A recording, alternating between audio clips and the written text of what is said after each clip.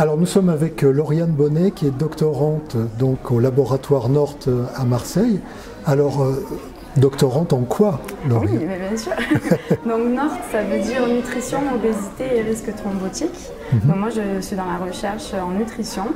Et mon sujet de thèse, en fait, j'essaie de regarder la relation entre la vitamine D et l'obésité. Parce qu'en fait, toutes les personnes obèses sont en insuffisance de vitamine D. Et du coup, on aimerait comprendre qu'est-ce qui se passe, pourquoi, comment ça se passe, voilà, pourquoi ces personnes obèses sont en insuffisance de vitamine D. Donc, c'est vrai qu'on sait que chez la personne obèse, il y a une augmentation du tissu adipeux, donc du gras, et une diminution donc de cette vitamine D. Il devrait y avoir du coup une relation entre les deux, et peut-être que la vitamine D serait stockée dans le tissu adipeux, voilà, dans le gras. D'accord. Voilà, d'où vient ma thèse, enfin, mes travaux. D'accord, donc il y a vraiment trait à la santé, oui, tout à fait, à l'équilibre alimentaire. Bien sûr. Et donc là, vous êtes vraiment en position de recherche, scientifique. Oui. Alors, qu'est-ce qui vous intéresse dans le fait de vous confronter à un public non scientifique? Est-ce que ça a de la valeur bien sûr, dans bien votre sûr. cursus? En tant que doctorante, c'est très important, je pense, de vulgariser ce que nous, on sait aux personnes qui n'ont pas toutes les notions et qui ne peuvent pas tout savoir. Nous, on est spécialistes dans une partie de toute la science, mais c'est bien de faire participer le public et ça, les échanges sont bénéfiques pour les deux personnes, je pense, à la fois pour la personne, le public, et à la fois pour nous, parce que des fois on a des questions auxquelles on ne s'attend pas du tout, et ça nous fait avancer aussi dans nos recherches. Et voilà, donc je pense que c'est bien. Et pour les doctorants, c'est très dur. Au début, c'est vraiment très dur de voir vulgariser notre sujet de thèse ou une partie de notre cursus, quoi, parce que l'alimentation c'est vague.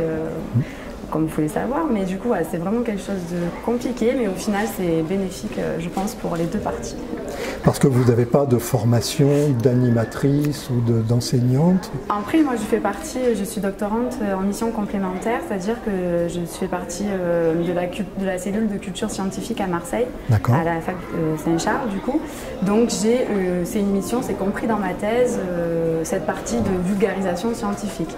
Mais en soi, je suis formée un peu sur le tas, on va dire. Il n'y a pas de cours spécialisés pour vulgariser tout ça. Mais voilà, on apprend au fur et à mesure, en faisant des souks, en faisant des ateliers, en faisant tout ça. Alors, quelle est la clé de la réussite, justement, pour une bonne vulgarisation? Déjà, s'adapter au public. Parce qu'on ne va pas parler à des sixièmes ou à des collégiens ou des lycéens comme on peut parler à un public beaucoup plus âgé.